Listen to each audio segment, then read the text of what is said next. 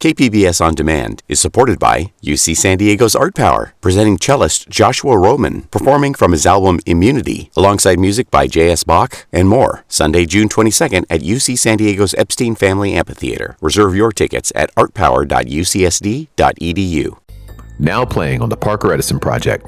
When it comes to the relationship between community members and the police, we have the largest county jail right next to the high school that I graduated from. The school to prison pipeline is very real for students to this day when they look out that classroom window and they're told they need to focus on the material at hand. That's up next on the Parker Edison Project. KPBS On Demand is supported by UC San Diego's Art Power, presenting cellist Joshua Roman, performing from his album Immunity, alongside music by J.S. Bach and more. Sunday, June 22nd at UC San Diego's Epstein Family Amphitheater. Reserve your tickets at artpower.ucsd.edu. Peace, sir. How are you? I'm good. Peace, Parker. How you doing? Excellent, excellent. AB, you know what my favorite sound is? What's your favorite sound? All right, then. All right, then. Like two black men, two old black men pass each other, and they speak real fast. All right, then. That's my favorite sound. I love that. You know what my favorite sound is? What's your favorite sound, bro? I love stepping on autumn leaves. That crunch is just immaculate. You only get to do that like 3 months a year? Yeah, because the other leaves don't crush like that. You got to wait till autumn. True though. Hey, what's your name? Puddin' Tang. Ask me again and I'll tell you the same. Now, my mom used to say that all the time. I don't know what that means. My name's Ramel. Oh, no. You are now tuned to the Parker Edison Project. Good morning, and welcome to the Parker Edison Project. You know we deep in season 3, right? I was at a party earlier this year and the Grammys were playing on the big screen. Just something in the background. That was kind of the theme of the get-together. While having a drink, someone announced Nas won a Grammy for his King's Disease album produced by Hit Boy from the Inland Empire. The person I was talking to casually mentioned this was a piece of good news because they just saw an article online about how there's a recent spike in crime in that area. And just like that, this statistic in passing became a fact. Another person chimed in that they're scheduled to be in the Inland Empire for work this week and that they will be a little bit more careful. The conversation and evening went on essentially uneventful, but I too am scheduled to work and visit the Inland Empire and started to wonder about that spike in crime or the legitimacy of this newly acquired fact. I don't know a lot about the Inland Empire and thought this is as good a gateway as any to get familiar. So for episode 9, we're talking about crime in the IE, which by extension could be crime in any West Coast city. What happens in one happens in most, right? So my first step is to talk to somebody from the Inland Empire to find out if they're dealing with the rise in crime. And my second step is to find out what causes it. Easy enough. If you've been with us along the seasons, you already know the host of our MMSM segments, Movies Millennials Should Movie, King Dice, is a real mover and shaker up that way. And connoisseur of only the finest cheeseburgers. He put me in contact with somebody who can give me some one-on-one insight. What's your name, sir? Yeah, my name is Chris Castorena, and I'm from the Inland Empire. What do you do for a living, Chris? I'm the Regional Economic Recovery Coordinator for LA County at the Governor's Office of Business and Economic Development. Locally, I am the co-founder of A Better Banning, a community-based organization in my hometown of Banning, California.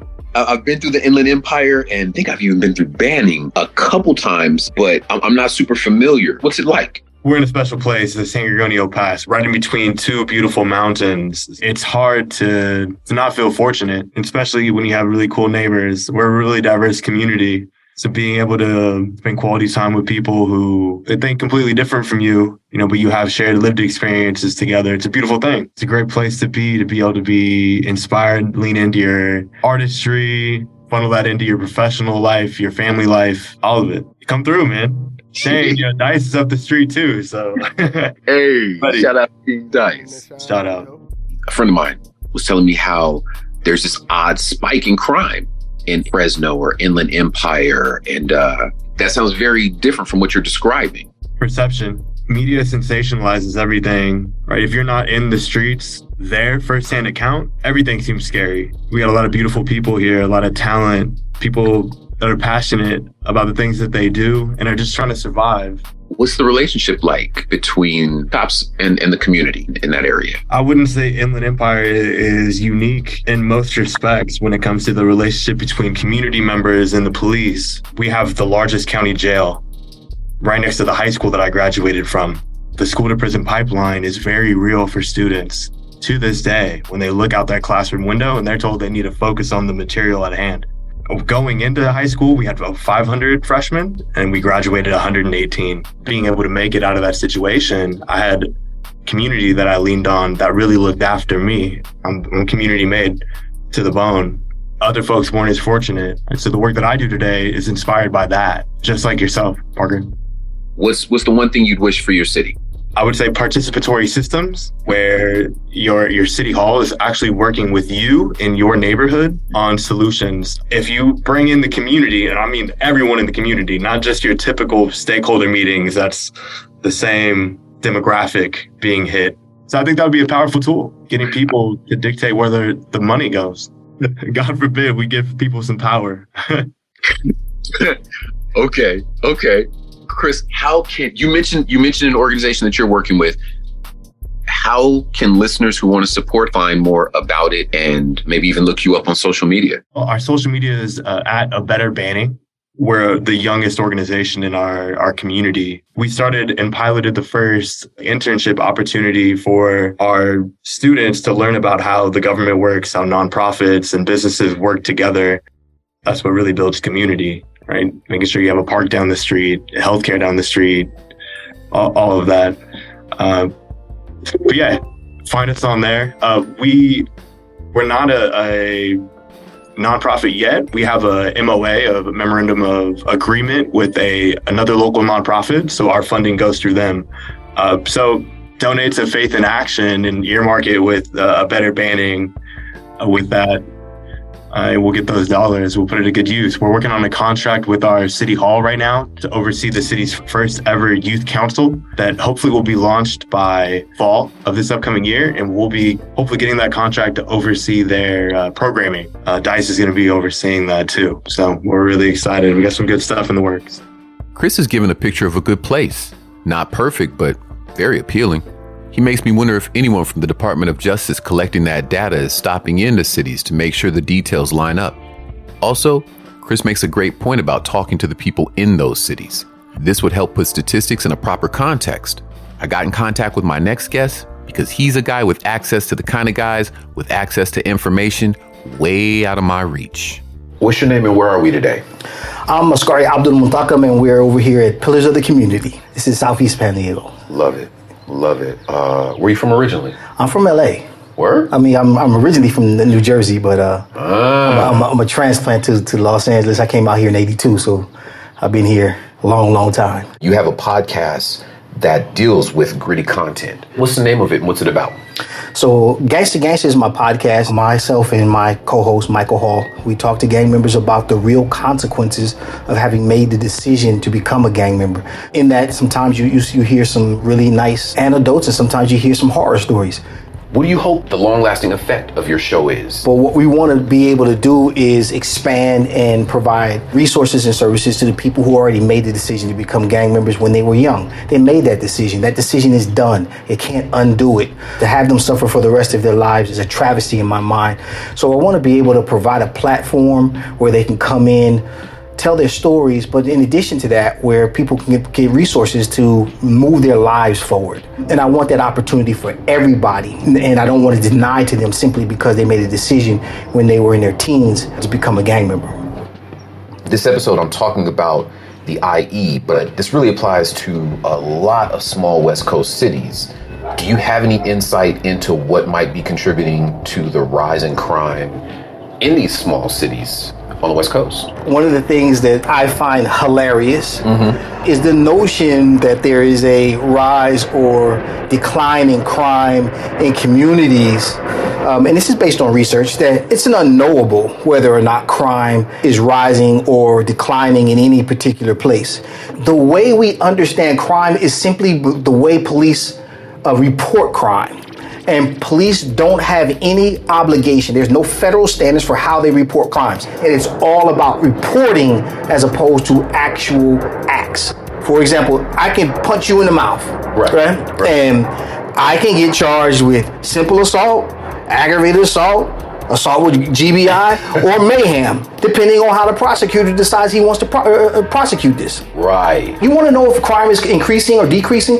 Talk to the people in the neighborhood. You go to them and say, hey man, what's going on, man? Like, what's going on? Is it as bad as it was last year, or is it worse? Well, because that's what I do when I'm out here. I would never go to the police and try to figure out what the neighborhood is like. This is bonkers. I gotta hit the books on this and do a little bit of research, but cats need to be on it and be listening. Where can my listeners find your podcast? It's on YouTube at Gangsta 8300, and you'll find the podcast. We're gonna tune in. Yes, sir. We're gonna tune in. I added a link to Ascari's Gangsta Gangster podcast in the episode show description. Pop over and show him some support. Both he and Chris mentioned the importance of speaking to grassroots contacts for accurate insights on what's happening in any neighborhood. When we come back from break, we'll hear from a young artist and activist who's cultivating those kind of connections all over, East and the West Coast. Stick around. Stay tuned for more of the PEP.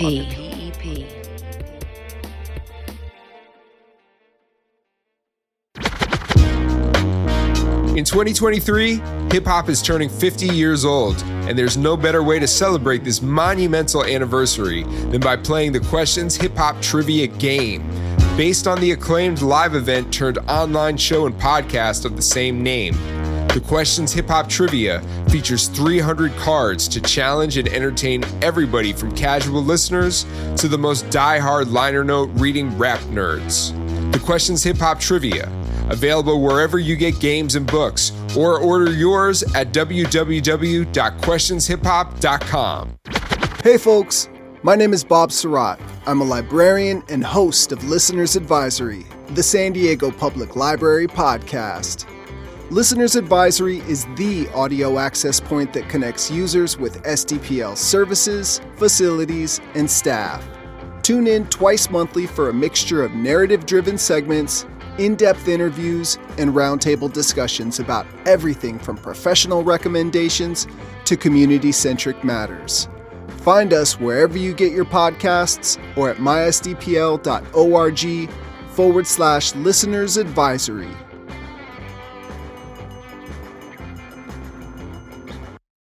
KPBS On Demand is supported by UC San Diego's Art Power, presenting cellist Joshua Roman, performing from his album Immunity, alongside music by J.S. Bach and more. Sunday, June 22nd at UC San Diego's Epstein Family Amphitheater. Reserve your tickets at artpower.ucsd.edu.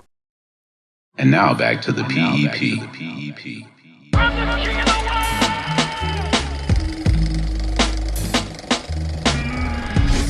108 FM. The last on your dial, but first in your heart.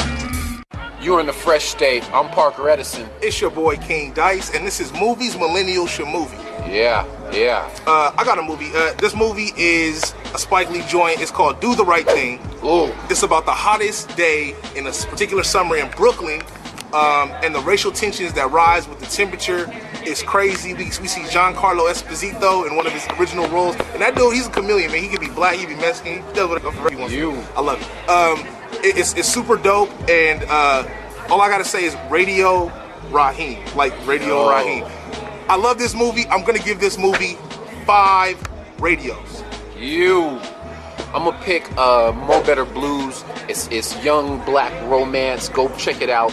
It's Denzel Washington. It's Wesley Snipes. It's just Bill Nunn. It's just stacked with all types of very, very cool layers. It discusses the way the music is received from the artist to the audience. It goes into little bitty details about the world of jazz, and it follows this young man who's a jazz musician who can't pick between 2 women.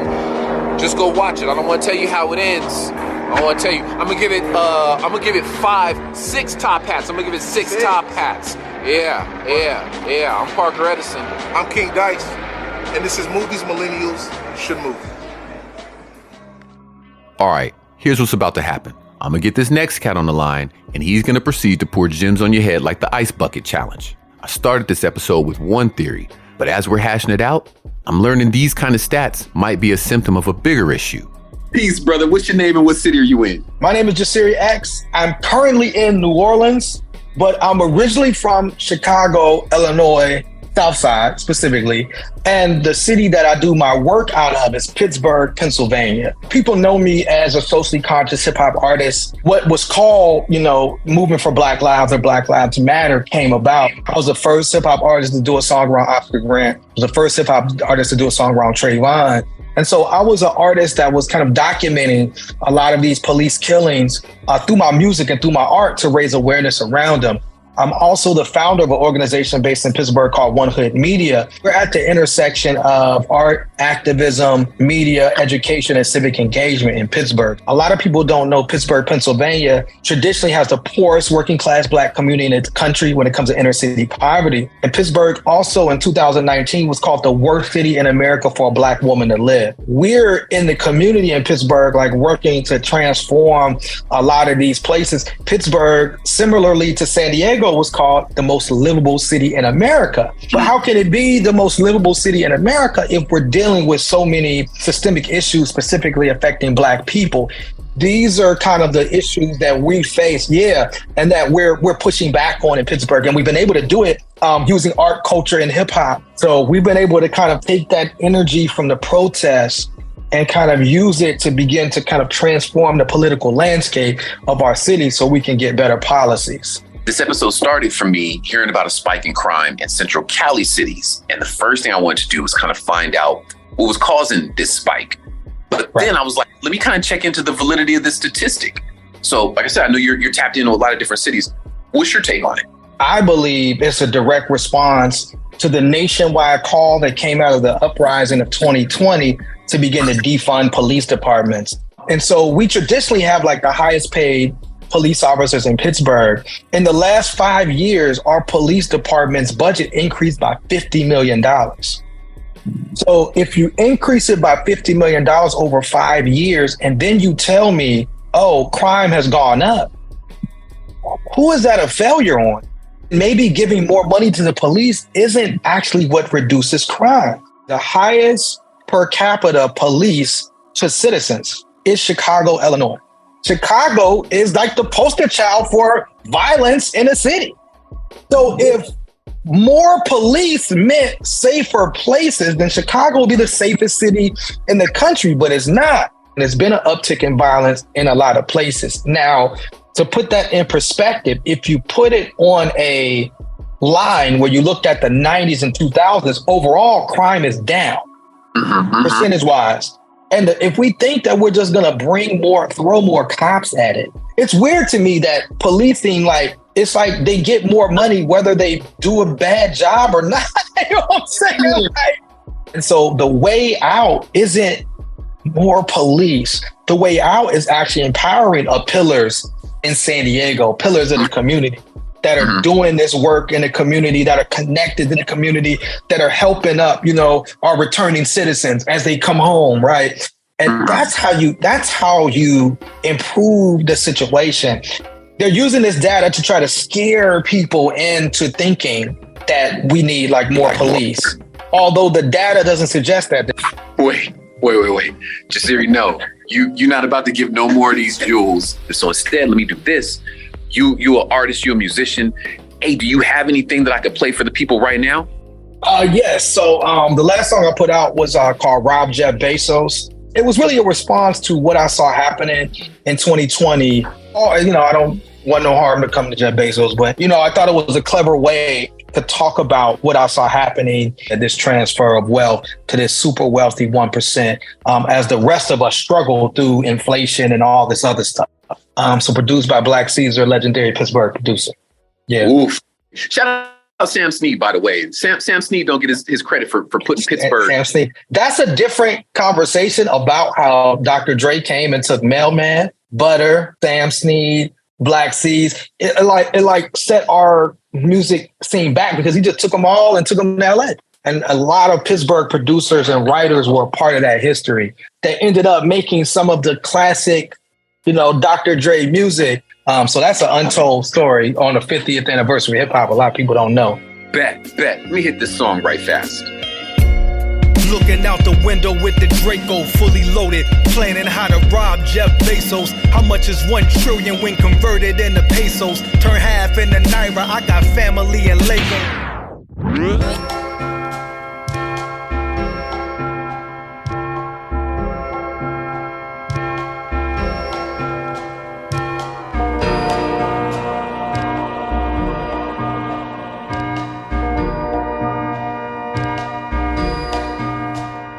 So many walk the earth's surface and they don't know their purpose, not sure of their future, so they walk around nervous. And the schools don't teach them, man, that's such a disservice. And they treat us like garbage cause we come from where the dirt is. And we wear t-shirts of our friends that got murdered. And we live with the killers and nobody trying to heal us. And they wonder why we walk around with guns and conceal them. And the adults are scared so they run from their children. They can try to be positive but we ain't gon' feel them if they speaking cliches and don't come with the realness. This is life and it's hard and so many don't make it. Where's the light, where's the God in this industry of fiction? Can you tell me how to make it out this maze of depression in this very cold world where they prey on the naked by way of deception and play with aggression when we always got punished but never gave correction? So close to the edge with my toes on the ledge, looking over like what happens to your soul when you're dead. And I close my eyes and jump like I know I regret, but I didn't fall, I started floating instead. So close to the edge with my toes on the ledge, looking over like what happens to your soul when you're dead. And I close my eyes and jump like I know I regret, but I didn't fall, I started floating instead. Living life in the clouds, the sun is looking so bright to me now, like a kite from the ground. Come look at all this light that I found. Living life in the clouds, the sun is looking so bright to me now, like a kite from the ground. Come look at all this light that I found. I had a conversation with God in a dream. He told me that my trials weren't as hard as they seem. If life's a movie, they were just part of a scene. But by the end credits, I would have the heart of a king. And the lies and the pain and the hurt and the tears should be celebrated like it was the first of the year. That people don't know who they are cause they searching in fear. Then he pointed at my chest and said the church wasn't here. And I woke up in a sweat, but my mind was so clear. And I felt so light like I could fly through the air. No burdens, no stress, no anger, no sadness. A bulletproof vest for all the danger and the madness. Revelation came in the form of a message that I am God too if I was born of his essence. And what I thought was tragic was more than a blessing in the shadow of death. But the Lord's my shepherd, I'll rise. Living life in the clouds, the sun is looking so bright to me now, like a kite from the ground. Come look at all this light that I found. Living life in the clouds, the sun is looking so bright to me now, like a kite from the ground. Come look at all this light that I found.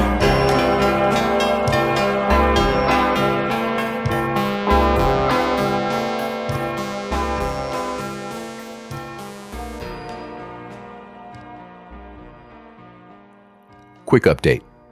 It turns out the person at that Grammy party was sharing a slightly outdated statistic from the year 2020. The FBI issues annual reports of violent crimes in every city in California, which include robbery, assault, and worse. The FBI quarterly report from September 2022 lists the most dangerous cities in California as Stockton, Anaheim, Modesto, that sounds about right, Fresno, Visalia, Oceanside, El Cajon, San Diego, and Vista. IE's not even on the list. Hey, is this right? Thanks for stopping in.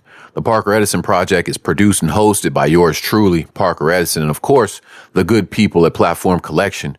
Be sure to subscribe and catch the next episode on Apple, Spotify, or wherever you get your podcasts. If you have any comments or questions, visit theparkeredisonproject.com or hit us on Instagram at the PE Project. Chris Reyes is head of audio production. Lisa Jane Morrisette is operations manager, and John Decker is associate general manager for content. This programming is made possible in part by the KPBS Explorer Content Fund. I love saying that because it reminds me of Sesame Street. Y'all stay safe out there. KPBS On Demand is supported by UC San Diego's Art Power, presenting cellist Joshua Roman, performing from his album Immunity, alongside music by J.S. Bach and more. Sunday, June 22nd at UC San Diego's Epstein Family Amphitheater. Reserve your tickets at artpower.ucsd.edu.